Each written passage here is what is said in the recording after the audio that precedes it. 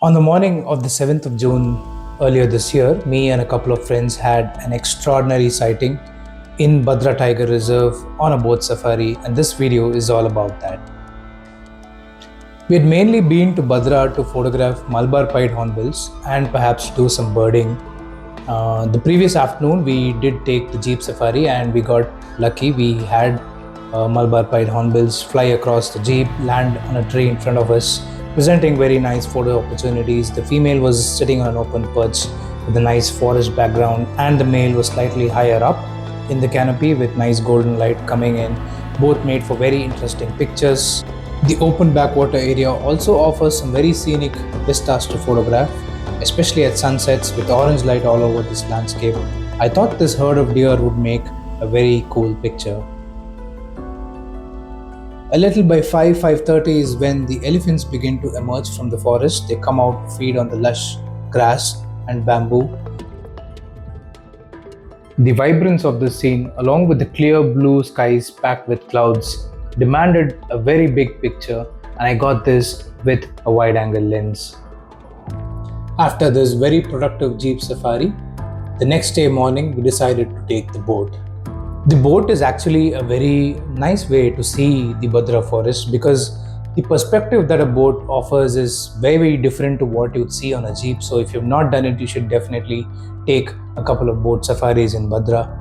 Basically, the boat runs parallel to the river banks, and we are constantly scanning, looking for wildlife which come down for a drink or something. And over the years, I've made plenty of interesting images on the boat safari, especially in the mornings as birds are starting their day and the sun is rising. You could have some nice silhouettes, or with the mist rising, you can again make very interesting images of birds just sitting on these dead tree stumps. And of course, there are these raptors, the osprey, the grey-headed fish eagle, the white-bellied sea eagle, and so forth. So plenty of photo opportunities of them as they fish on the waters of Bhadra. And particularly this season, as the water levels recede in the summers, a few islands are exposed, and hundreds of river terns come to nest on these islands. It's a beautiful spectacle, one of the best natural spectacles that happens in Karnataka. If you've not seen it, you should definitely see it. And there were two boats on that morning, so we both go to these islands. We dock the boat on the shore, and then we begin to photograph the river terns. The island is just absolute chaos. There's just so much going on that island. There are these tiny little river tern chicks which are moving around the rock crevices. There are juveniles who are always hungry and calling out for food. And of course, there are parents returning with feed in their mouths. It's very difficult to isolate a bird in this chaos, but if you manage to do that, you could have a keeper or two, or the chaos itself is an interesting picture.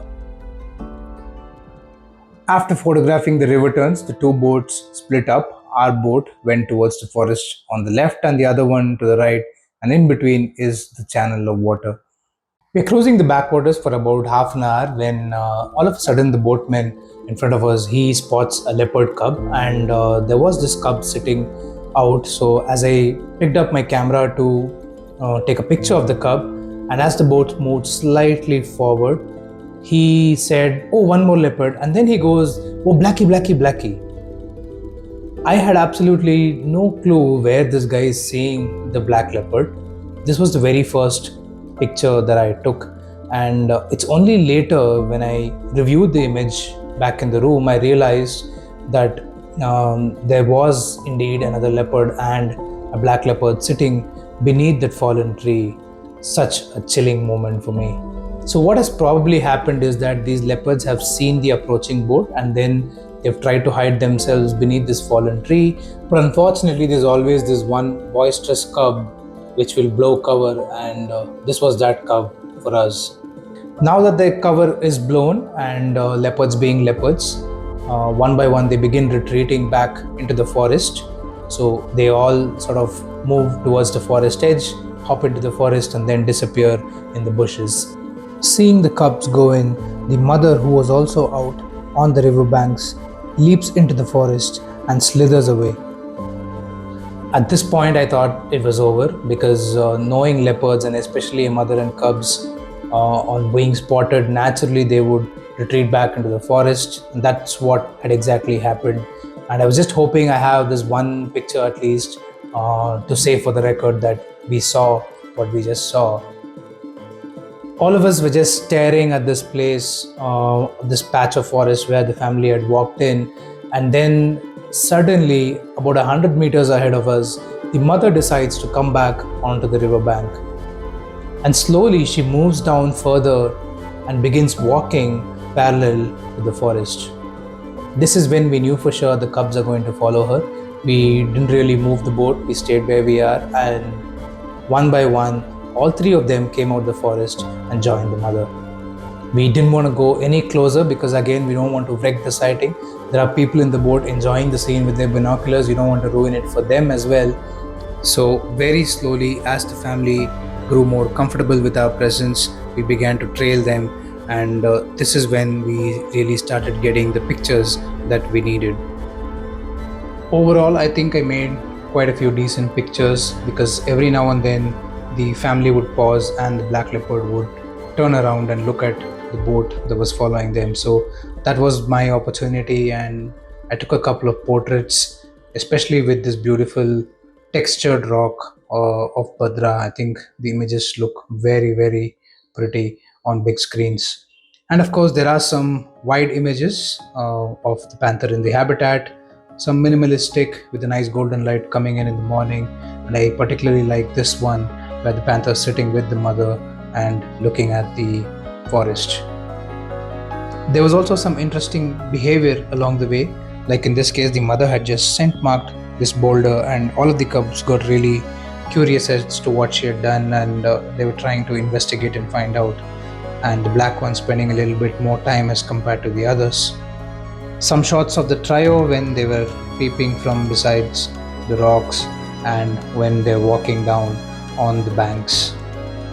And of course, there are these few moments when the family came together on the banks, and especially the black one snuggling up very close to mom most of the time.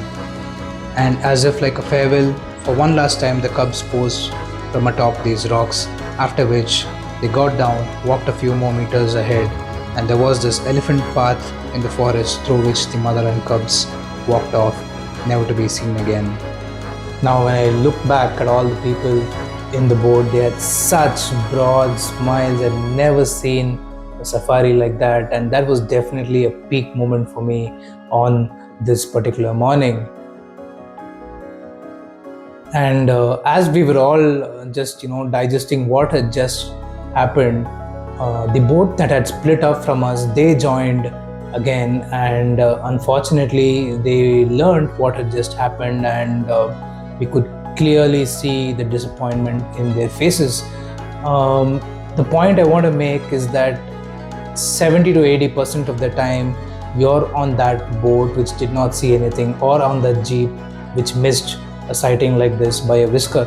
So this is how wildlife works. It's very normal to not see anything, and it's only the rarest of the rare occasions that you get to see something like this. Again, I think it all happened because of this particular leopard, the mother, who was super bold, and she's the reason why the cubs walked for this long and we had such an incredible sighting. If it wasn't for her, if she wanted to go back into the forest, they wouldn't have come back again. So if you're wondering what are your chances of seeing them if you make a trip to Bhadra, I have both good news and bad news. The bad news is that the cubs are extremely shy. They are the kind who run back to the forest as soon as they see a vehicle. But the good news is that this lady, the mother, is super bold, and if she decides to get them out, they will definitely follow her. So I really hope we have much more sightings of this family, and it would be interesting to see after the monsoons what happens to them. Thank you so much for watching.